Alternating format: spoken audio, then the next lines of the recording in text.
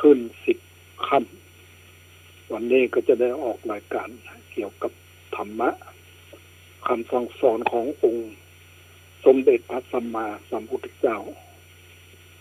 เมื่อแล้วนี่อังการที่แล้วนี่ก็ได้พูดถึงเรื่องเกี่ยวกับพระพุทธเจ้าของเรานั้นแสดงธรรมเนี่ยอนัตตลักขณสูตรแล้วกับได้สาวกที่เป็นสำเร็จเป็นพระอรหันต์จำนวนหนึ่งแล้วก็อันนี้ก็เป็นว่าพระอรหันต์เกิดขึ้นในโลกแล้วหกซึ่งพระพุทธเจ้านั้นอันนี้ก็เป็นเรื่องที่สำคัญนะเรื่องเกี่ยวกับพระพุทธศาสนาของเราอันนี้เมื่อตะวานี้ก็ได้ไปตะวานี้ได้ไปที่แม่แต่งแล้วไปเอาศิลาแรงก่อนตะวาเนี่ยไปที่แม่แต่งไปเอาศิลาแรงพอดีเนี่ยก็ไปได้พบนายสติ๊กคือนายสติ๊ก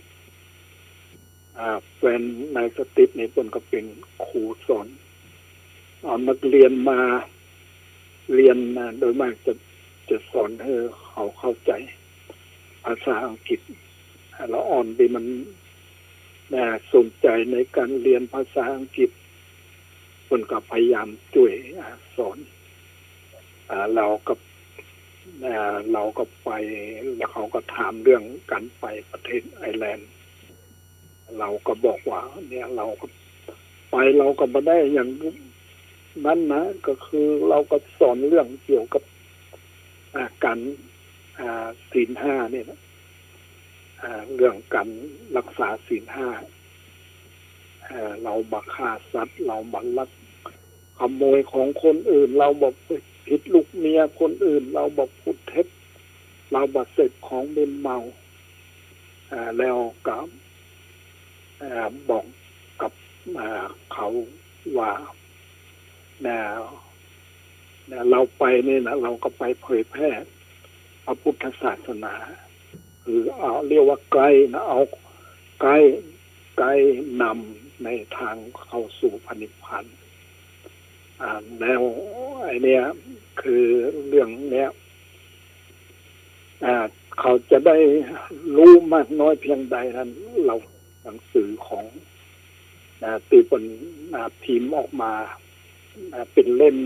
เล็กๆพอสมควรเราก็เอาไปเยี่ยมเขาแล้วก็ไปพูดคุยอย่างเล็กๆน้อยๆนะแล้วก็เขาก็ถ้าเขาอ่านดูเนี่ยเขาก็คงจะเข้าใจเรื่องเกี่ยวกับวิปัสสนากรรมฐานแล้วก็ว่าบางคนนะทำไมถึงชอบดูดบุหรี่กัน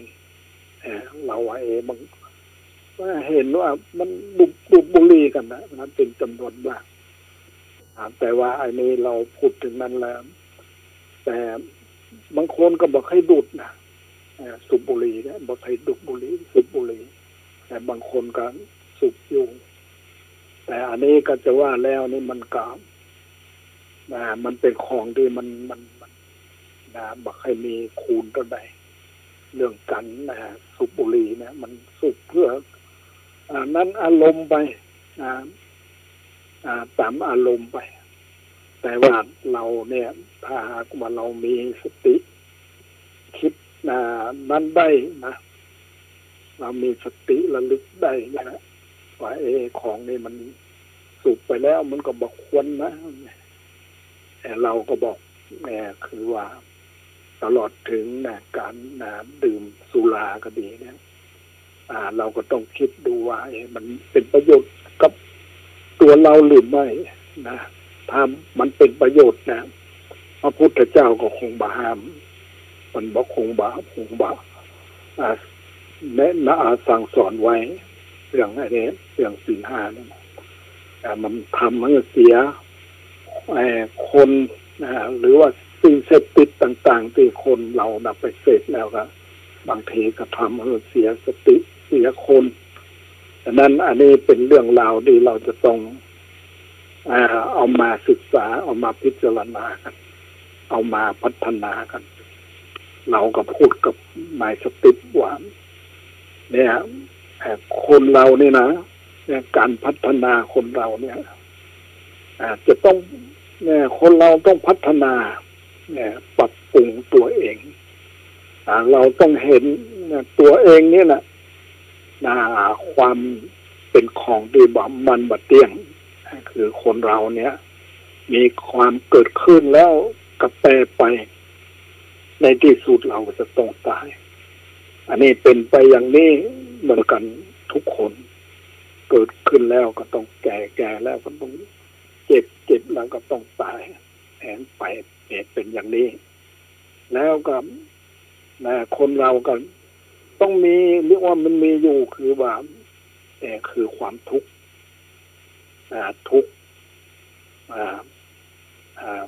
ทุกคนก็ต้องมีความทุกข์ละแต่ว่าทุกข์มากทุกข์น้อยนี่นะอันนี้เราก็ต้องนั่นดูแล้วบอกว่าอนิจจังทุกขังมันเป็นทุกข์อยู่ล่ำไปและอนัตตาความบาปใจตัวใจตนความมาใจตัวใจตนถ้าเป็นตัวตนเราก็บังคับมันได้อันนี้ที่มันบังคับมันได้ก็เพราะว่ามันบัดใจตัวบัดใจตนแต่บางถ้าเขาเข้าใจแล้วเนี่ยเราก็บาเห็นว่ามันเป็นอัตตานะมันเป็นอนัตตาแล้วก็ในเมื่อเข้าใจสามอย่างนี้เนี่ยเดี๋ยวกับก็หมายความมีแต่ความสุขบ่มีความทุกข์ถ้าบ่เข้าใจนั้นมันก็ทุกข์อยู่ลำไปอันนี้เราก็พูดกับนายสติปนายสติปก็ไม่รู้นะมันก็ฟังอยู่แล้วมันจะเข้าใจหรือไม่นะพอมันอยู่ไกลวัดมืดกานะเราก็มีการสอนแฟนเพิ่งก็มีการสอนเอาละอ่อนมาเรียนมาฝึกมาเรียนหนังสือให้เรียนโดยเฉพาะกับภาษาอังกฤษนี่นะเพราะว่ามันจะต้องใจเป็นภาษาที่ต้องสื่อสารกันต่างๆแล้วก็อันนี้ก็ได้พูดวันเนี้ยวันที่ไปเอาศิลาแรงวัน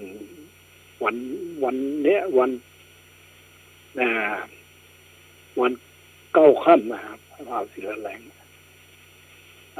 วัน7 ค่ำนะเอาศิลาแรง7 ค่ำแล้ววัน8 ค่ำเราก็ไปท่าน้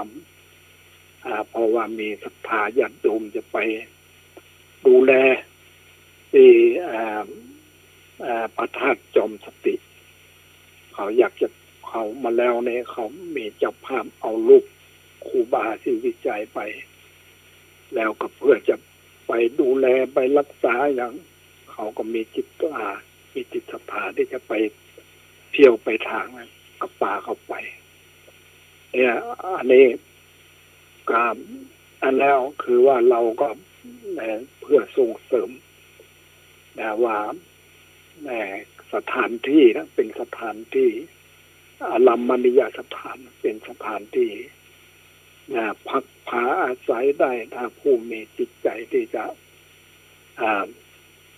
พักผ่อนไปพักผ่อนกันแล้วก็เอารูปครูบาศรีวิจัยไปไว้ที่นั่นในคำพูดที่ว่าทำไม่ตีนบาไหลขึ้นครูบาเพิ่นจะมาขึ้นมาจังใหม่อันนี้ก็เอาหุ่นครูบาไปตั้งไว้ที่นั่นอันนี้วันที่วันพระที่แล้วเนี่ยได้เอาป้าเข้าไปพัฒนาไปเที่ยวสถานที่แล้วอันนี้เรื่องเนี่ย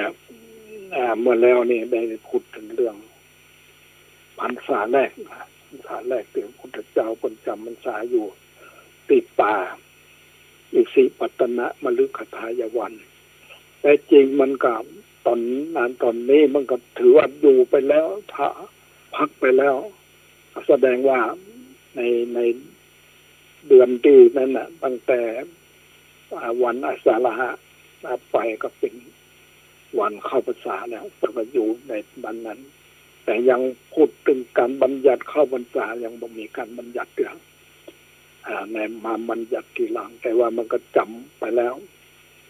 ระหว่างที่ออกพรรษาก็ไป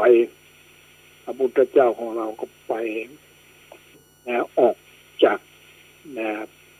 ป่าอิสิปตนะมฤคทายวันเนี่ยแล้วก็ไปเนี่ย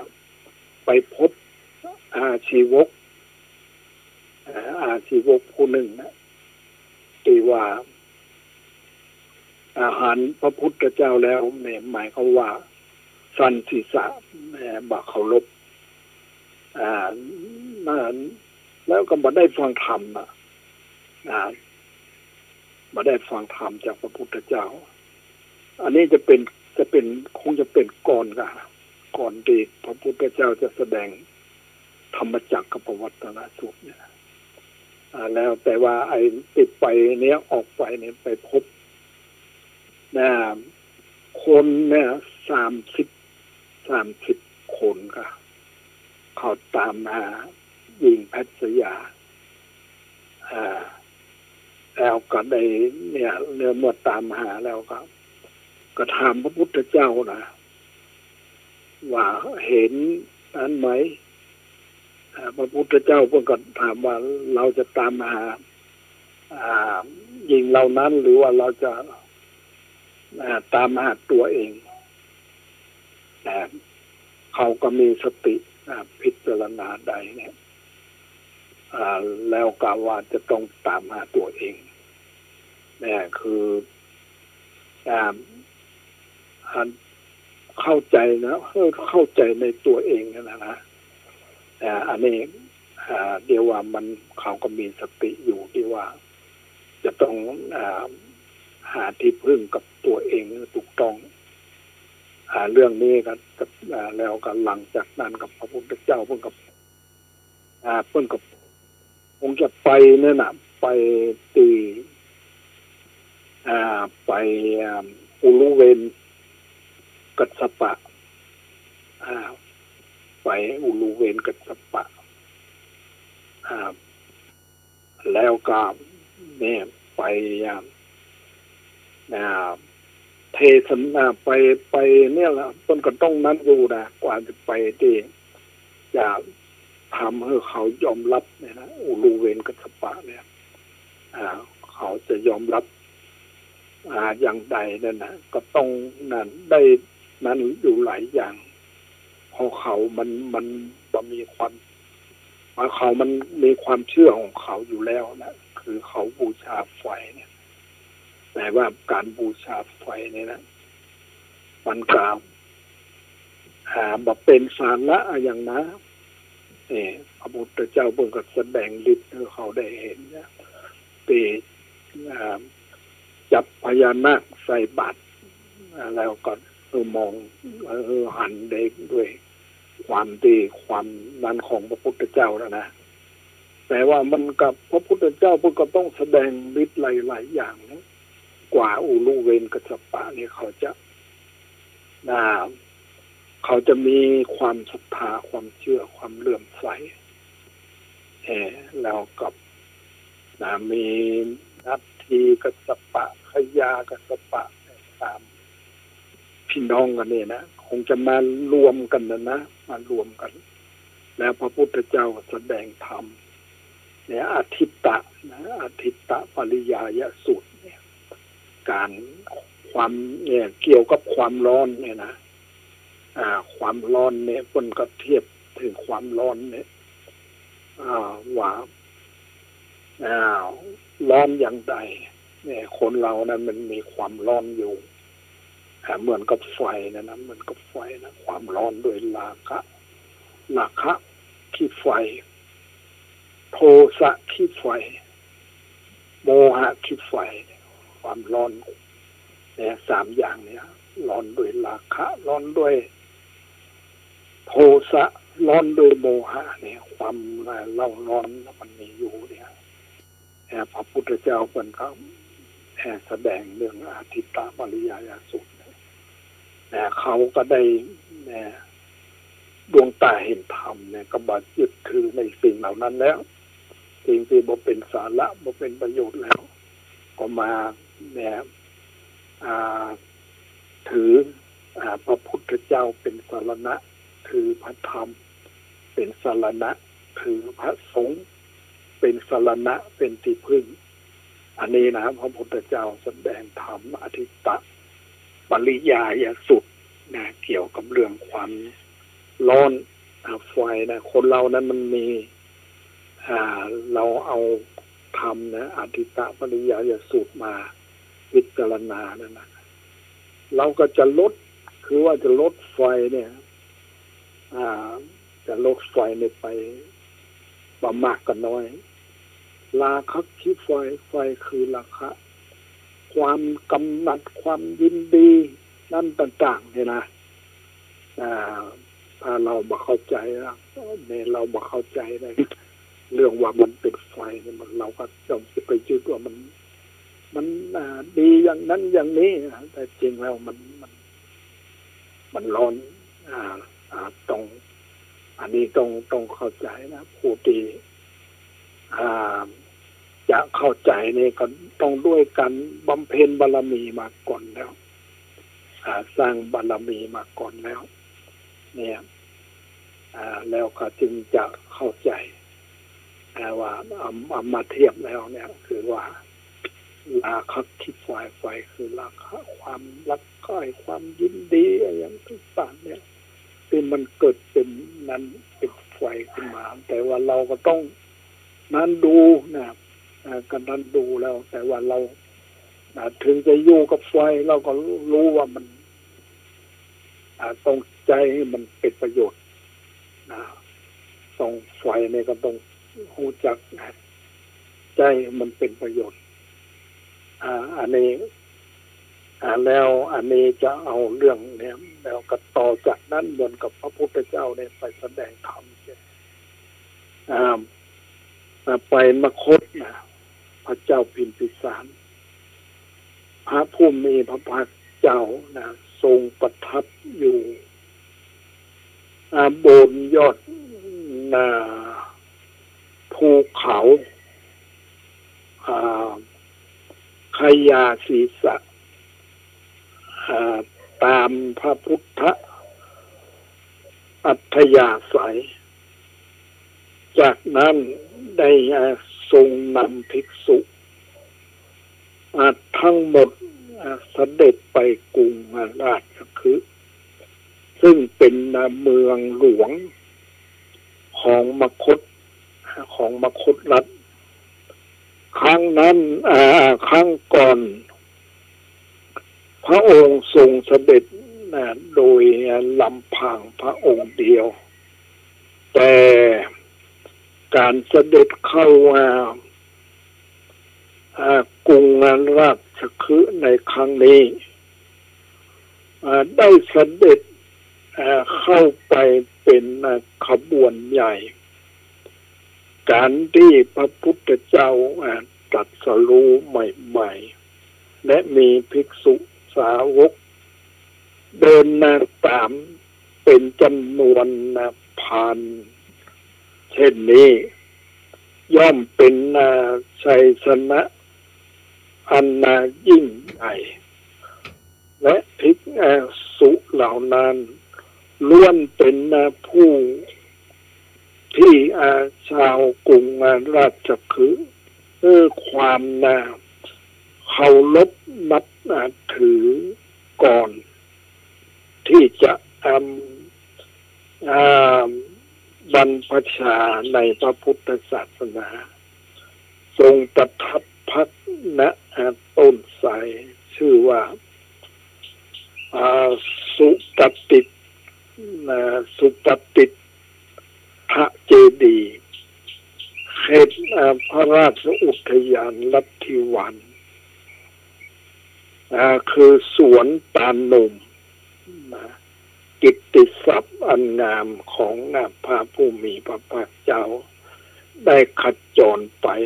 ทั่วกรุงราชคฤห์ว่าพระสมณโคดมโอรสแห่งสากยราชที่สัลละคารวาส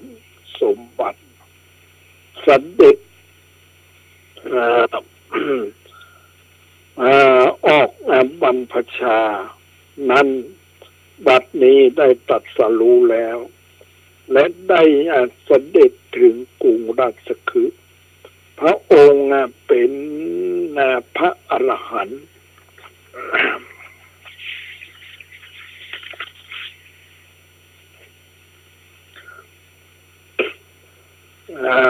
ทรงแสดงพระธรรมไพเราะในเบื้องต้นท่ามกลางและที่สุดทรงประกาศพรหมจรรย์พร้อมทั้งอัด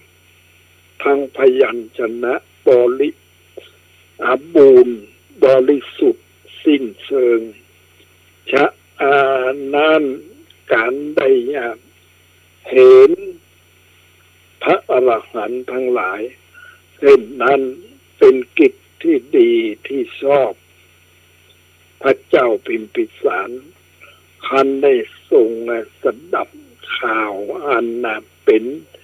มงคลเช่นนั้นจึงพร้อมด้วยพราหมณ์คหบดี12 นหุต12 นหุตนี่นะกับ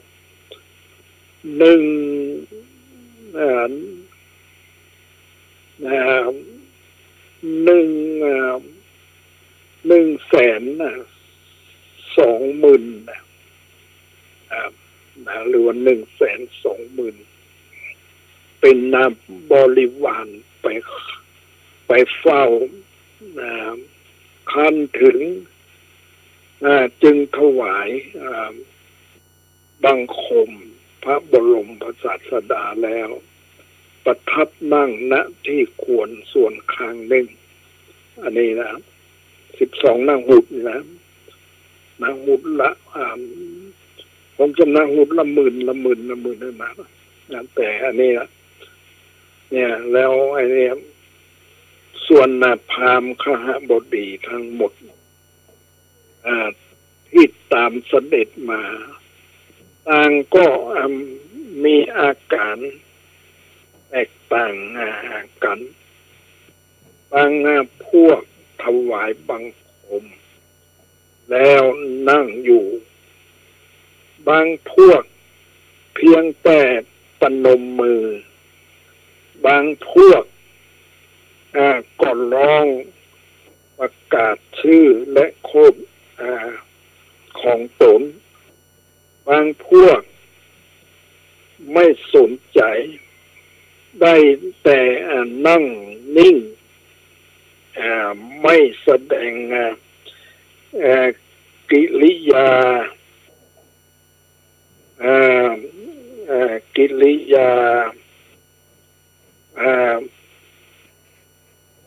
การอย่างใดและเพราะความวิตกแห่งใจเกิดขึ้นแก่เหล่ามหาชนว่า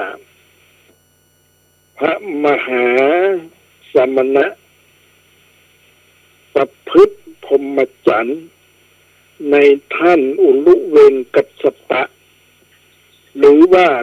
ท่านอุลุเวนกัสสปะประพฤติพรหมจรรย์ในพระมหาสมณะ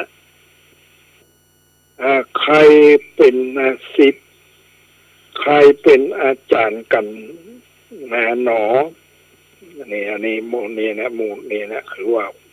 ประชาชนจำนวนมากนี่นะ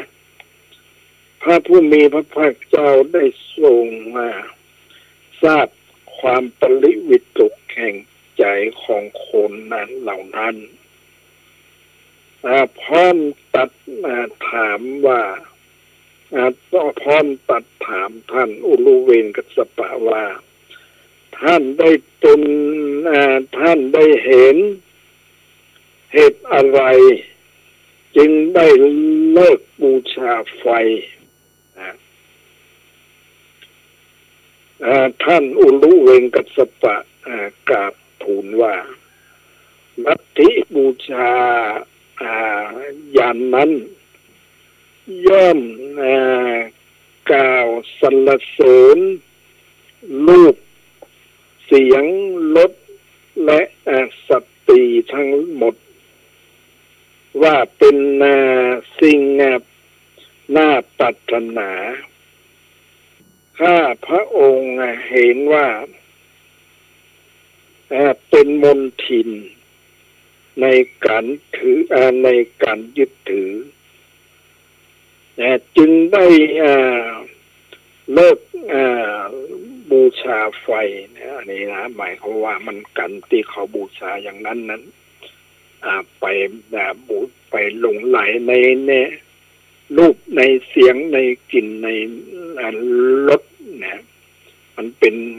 ป็นของร้อนนะร้อนด้วยราคะร้อนด้วยโทสะร้อนด้วยโมหะเนี่ยพระพุทธเจ้าได้ตรัสถามว่าเมื่อท่านนั้น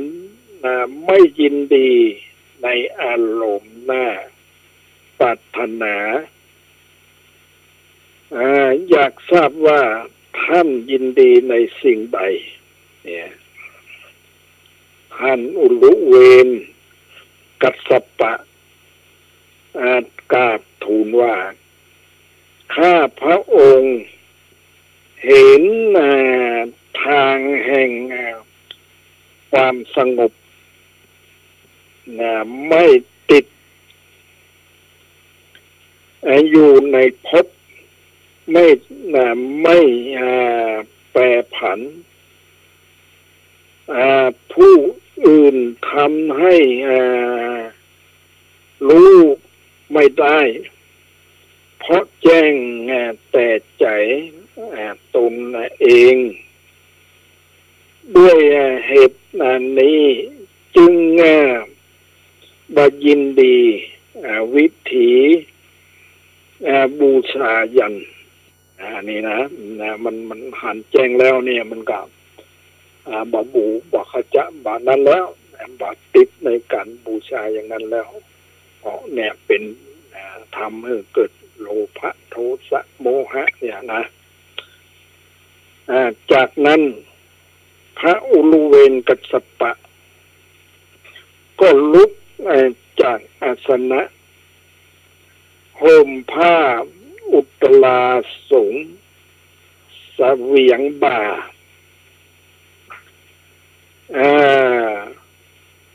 ซบเสียนลงที่พระบาทของพระบรมศาสดาพร้อมกราบทูลว่าพระพุทธองค์พระบรมครูของเก้ากระหม่อม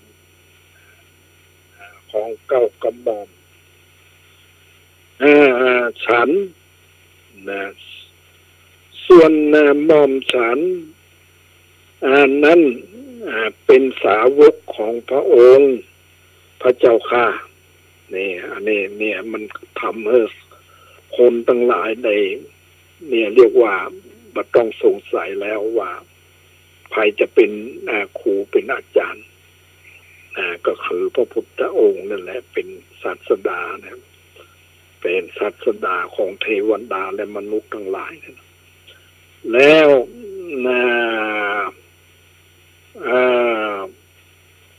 แล้วก็เหาะขึ้นสู่เวหาประมาณชั่วลำตาหนึ่งแล้วก็แล้ว ลงมากราบพระบาทยุคคนเสร็จแล้วเหาะกลับขึ้นไปใหม่อีกเหาะขึ้นไปใหม่อีกโหนสูง2 ส่วนลำตาลจนตลับเท่าถึง7 ส่วนลำตาลและทุกครั้งได้เหาะลงมากราบพระบาทพระบรมศาสดาสิริรวม7 ครั้งเสร็จแล้วก็จึงนั่งลงในที่ควรส่วนข้างหนึ่งเฝ้าข้างหนึ่งไฟหามขหบดีทั้ง120,000 คนนั้นคันได้เป็นคันได้เห็นปาฏิหาริย์เช่นนั้นก็สิ้นความเคลือบแคลงสงสัยพร้อมกันกล่าวคำสรรเสริญพระพุทธความสรรเสริญพระคุณของพระบรมศาสดาว่าน่าอัศจรรย์จริงพระพุทธเจ้าเป็นที่พระพุทธเจ้ามีอานุภาพมากทรงสามารถทรมานปุลุเวนกัสสปะที่สำคัญตรงว่าเป็น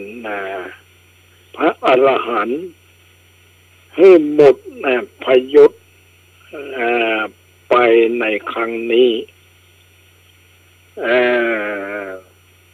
เมื่อทำที่ความกระด้างของตนทั้งนั้นหลายหมดไปแล้วพระพุทธเจ้าก็ทรงแสดงอนุปุปปิกถาและอริยสัจพอจบลงพระเจ้าพิมพิสารพร้อมกับพราหมณ์ขหบดี11,000,000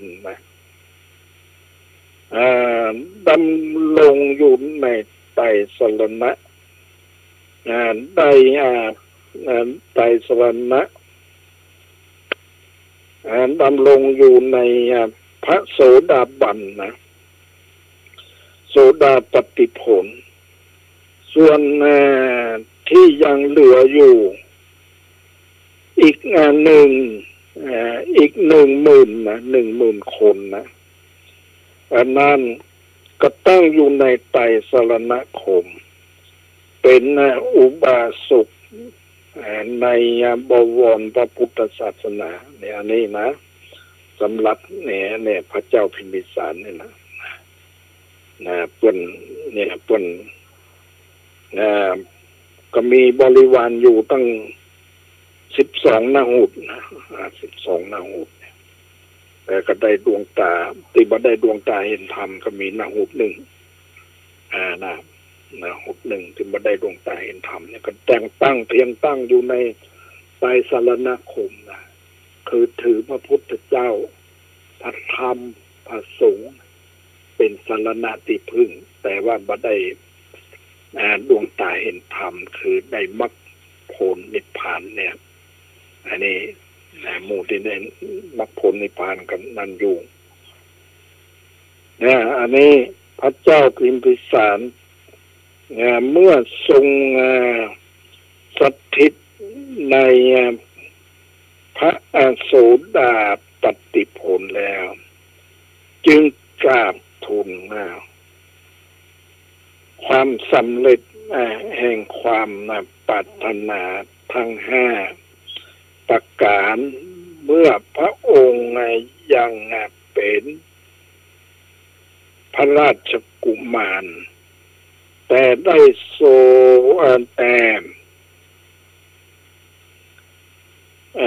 พระบรมแต่ความสำเร็จความปรารถนาทั้งห้าประการ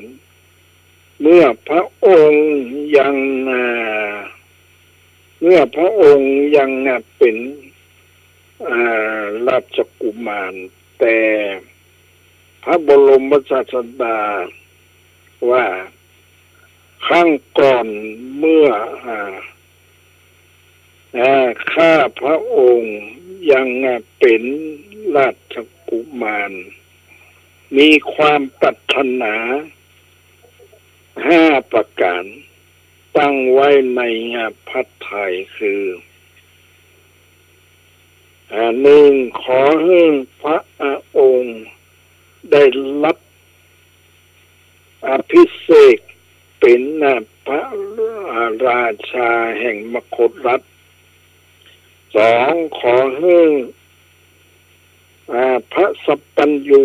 ได้ตรัสรู้พระบรมโพธิญาณแล้วพึงเสด็จมาสู่แว่นแคว้นของข้าพระองค์เมื่อได้ทรงอภิเษกแล้วสามขอให้ข้าพระองค์ได้เข้าไปนั่งใกล้พระบรมศาสดาสี่ขอให้พระพิชิตมารตัดพระธรรมเทศนาแก่ข้าพระองค์ห้าขอให้ข้าพระองค์ได้รู้ทั่วถึงธรรมของพระบรมศาสดาพระองค์นั้นนี่อันนี้ความปรารถนาของพระเจ้าพิมพิสารในเมื่อพระพุทธองค์ได้เสด็จไปตีมคธแล้วพระเจ้าพิมพิสารตนก็ได้สมดังปรารถนาของเพิ่นนะอันนี้สมความปรารถนาที่เพิ่นตั้งความปรารถนาไว้อันนี้นะเรื่องเนี่ยพระเจ้าพิมพิสารเนี่ยนะเรื่องเนี่ยเพิ่นได้ดวงตาเห็นธรรมแล้วเนี่ยนะเพิ่นได้ดวงตาเห็นธรรมแล้วเนี่ยเพิ่นกับเนี่ยความที่เมื่อยังบ่ได้ดวงตาเห็นธรรมนะบางทีเพิ่นก็ต้องนั่นอยู่นะต้องไปติดอยู่ในเนี่ยเรียกว่าติดอยู่ในกามอยู่นะหลงไหลอยู่ในกามอยู่ในกามมาพบรูปภพเนี่ยอรูปภพเนี่ยติดอยู่ในยังติดอยู่เรียกว่าติดอยู่ในกามอยู่เนี่ยแต่ว่าขั้นได้ดวงตาเห็นธรรมแล้วก็นะก็เรียกว่าคงจะนั้นละนะคงจะบัติดเท่าไหร่ละขั้นโสดาบันนี่แต่ว่ามันขั้นโสดาบันนี่มันก็ตัดคนทางเนี่ยอบายภูมินี่บอกไปแล้วนี่จะทำให้เกิดความเนี่ยเดือดความภูมิที่บ่เจริญนั่นน่ะมันมาบอกไปแล้วนะไปแต่ภูมิที่เจริญเนี่ยอดีตพระเจ้าพิมพิสารเพิ่นได้ดวงตาเห็นธรรมนั้นเพิ่นก็เนี่ยเรียกว่ากระทำประโยชน์ให้กับพระพุทธศาสนาถวายเวลุวันนะส่วนไม้ไผ่เป็นที่ประทับขององค์สมเด็จ พระสัมมาสัมพุทธเจ้าพร้อมกับสาวกของพระพุทธเจ้าเนี่ยอันนี้มีศรัทธาอันแรงกล้าเป็นเรียกว่าอุบาสกที่สำคัญนะมีเนี่ยแล้วกันเนี่ยเรื่องเนี่ยเรื่องพระเจ้าพิมพิสารนี่นะเมื่อพ้นดวงตาเห็นธรรมแล้วคุณประโยชน์ของการที่ดวงตาเห็นธรรมมันมีความสำคัญมากนาง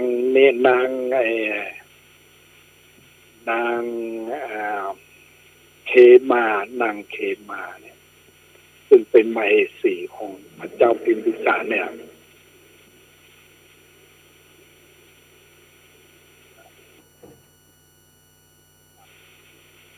เป็นผู้ที่เป็นผู้ที่รักความสวยความงามในร่างกายของตัวเองเนี่ยนะเป็นผู้ที่รักความสวยความงามมากนางเขมานี่ที่พระเจ้าพิมพิสารเป็นจะพยายามอย่างใดเนี่ยเมื่อฟังธรรมเนี่ยแกก็บอกให้ไปนะไม่อยากจะไปฟังธรรมเพราะว่าพระพุทธเจ้าของเราเนี่ยควรมาได้สมเชยในการรูปสวยรูปงามเนี่ยควรตำหนิติเตียนรูปสวยรูปงามแต่อย่างใดเนี่ยพระเจ้าพิมพิสารเนี่ยเป็นกล่าวเรียกว่าจะว่าแล้วเนี่ยก็น้ำยอกเอาน้ำบ่งน้ำยอกเอาน้ำบ่งคำว่าน้ำอันนี้เป็นคำเนี่ยนะคำเนี่ยคำเนี่ยจะเป็นคำเนี่ยว่าน้ำยอกน้ำบ่งเนี่ยนะคือน้ำมันสมบูรณ์น้ำมันปักเท้าของเราเนี่ยก็ต้องเอาน้ำเนี่ยเข้าบ่องแล้วมันออกมาเนี่ยอันนี้คงจะเป็นทำนองนี้แหละน้ำยอกน้ำบ่งแต่พระเจ้าพิมพิสารบนกันรู้ว่านางเขมาเนี่ยเป็นผู้ที่มีบอกให้ฟัง